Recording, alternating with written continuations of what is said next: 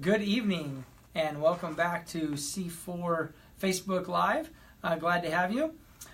So tonight we are going to talk about a thing called adverse action.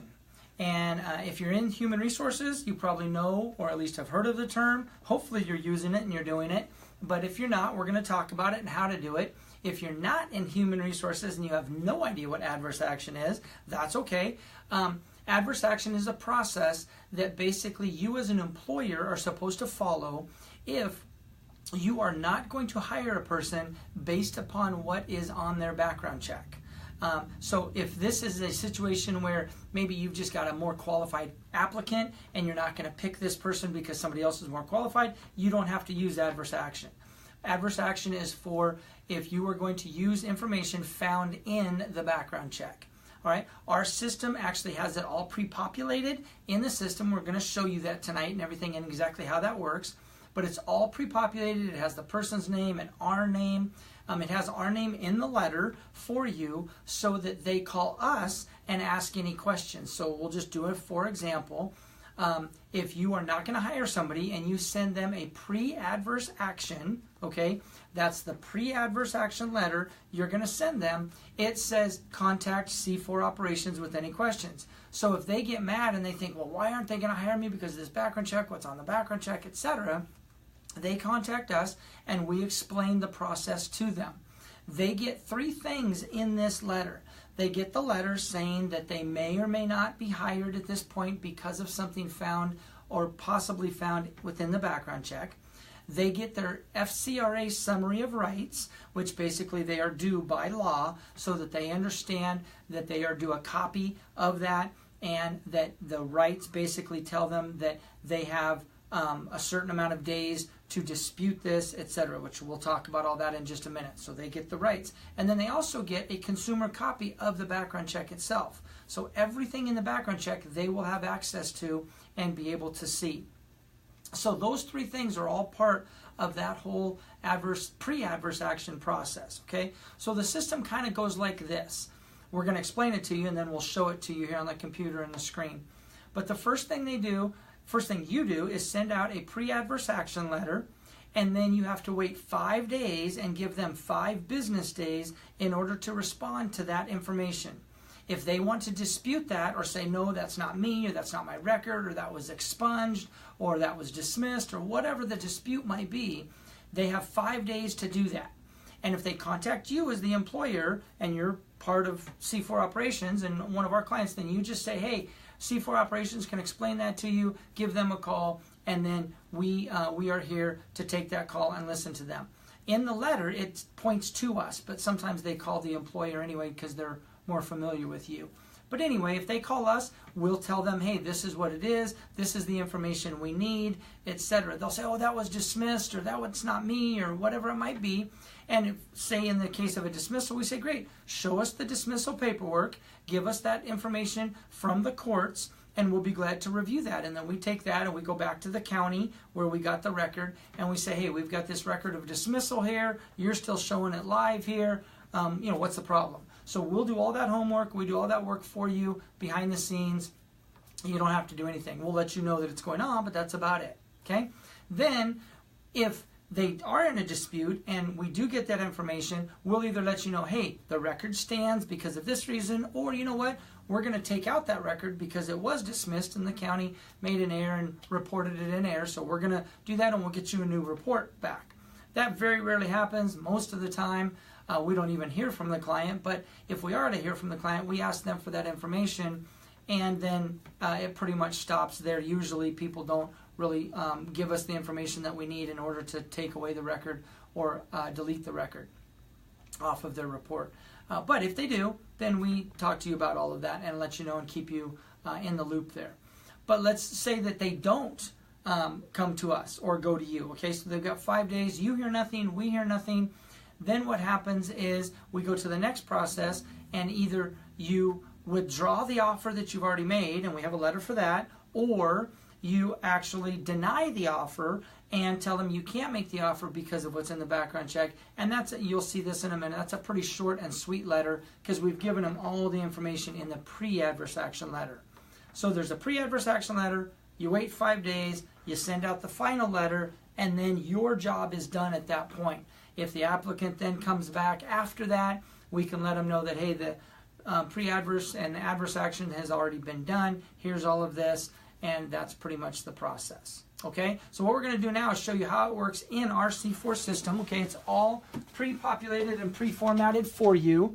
All right, so this is a standard record or your results page. This is just a demo here. This isn't anybody's real information. But on your results page here in C4, you would go down here to select a disclosure or form under disclosures and forms. You click here. You go down to pre-adverse first. Remember, that's what we said was the first step. You click on that, you go to view, you come over here, it opens up in a little window. We are going to open that window nice and big so you can see everything. So here it says, okay, this would be your information here, ABC company, your address, whatever. Confidential information, here's his address or their address, whatever, the date. Hey Hank, we are writing to you to inform you that in evaluating your application for employment, we have received the enclosed consumer report. This notification is provided because we may take adverse action that may be based in whole or in part on this report. And then basically it says, hey, contact this company right here, C4 Operations Background Check Services, all of our information right here. So it gives them all that information to contact us. Then you scroll down. If they need it in Spanish, it's all right there. Then the summary of rights is all right here. Their summary of rights, what they can do. You must be told if information in your file has been used against you. You have the right to know what is in your file, etc., etc. So you can look through here. It's got all kinds of links for them to go to for all of their information. It's all pretty standard right there for you. Who to contact if they want to contact different bureaus of the government to do that. Then you come down here, and here is their copy of the actual background check. So here's their information would be right here, and then this is the county criminal records right here. Their records, their crimes, what it was disposed as far as the disposition, what the actual crime was, etc. Count 1, count 2, count 9, count whatever it is in there. Then you scroll down. The federal criminal records, the national criminal database, right here. This is all the jurisdictions we're searching, and then their actual records right here again, and then the end of the report. So they get all of that in that first pre-adverse action letter right there. So we'll close out of that. Then, like I said, we wait 5 days. If that 5 days, in that 5 days, they talk to either you or us, then we have 30 days. Technically, we have 60 days, but we get it done within 30 days, and we make sure that all their disputes are heard. We take care of everything they need, etc., and then we'll let you know what the outcome was. If they don't get to you or to us in that 5 days, then you go back down here, and you either pick adverse action, employment denial, if you have not offered them the position yet, or adverse action, employment withdrawal of offer, if you have made an offer to them and you need to withdraw that offer. We'll pick that one right now just so you can see what that looks like. Again, it opens up in a little window. You go right up here, and it says adverse action letter. Hey Hank, again, this letter is to inform you that we find it necessary to rescind our previous offer of employment. The decision was based in whole or in part on the information provided in a consumer report or investigative consumer report. Again, our information right here, they're more than welcome to contact us. We'll tell them exactly what's going on, what's been done, etc., etc. So all of that information is all there, okay? That is if you have offered them the letter, so the employment withdrawal letter. Now we'll go up to the employment denial letter. If you have not made the offer yet and you want to deny the employment based upon what's in the background check, you go here and you go into here. Basically, same exact wording. It just says, this letter is to inform you that the offer of employment will not be made at this time. This decision was based in whole or in part, again, on the background check. Again, our information here, they contact us, etc., etc. So, all of those are all pre-formatted. They're all right here under disclosures and forms in every single report you do.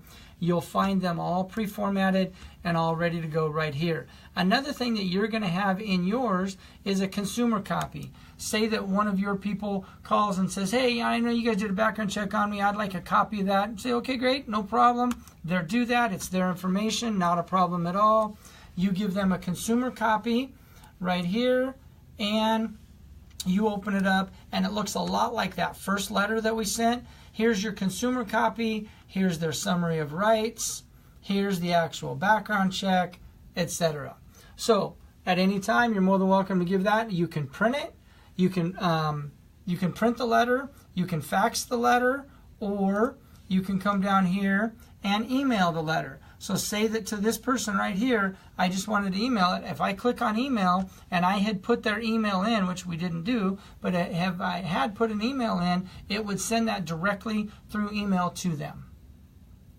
So that is adverse action and consumer copy. Like I say, all of those are all pre-formatted right there for you with our information, with your information, and with the applicant's information. All right there. So that meets all of your EEOC and FCRA requirements as far as adverse action procedures.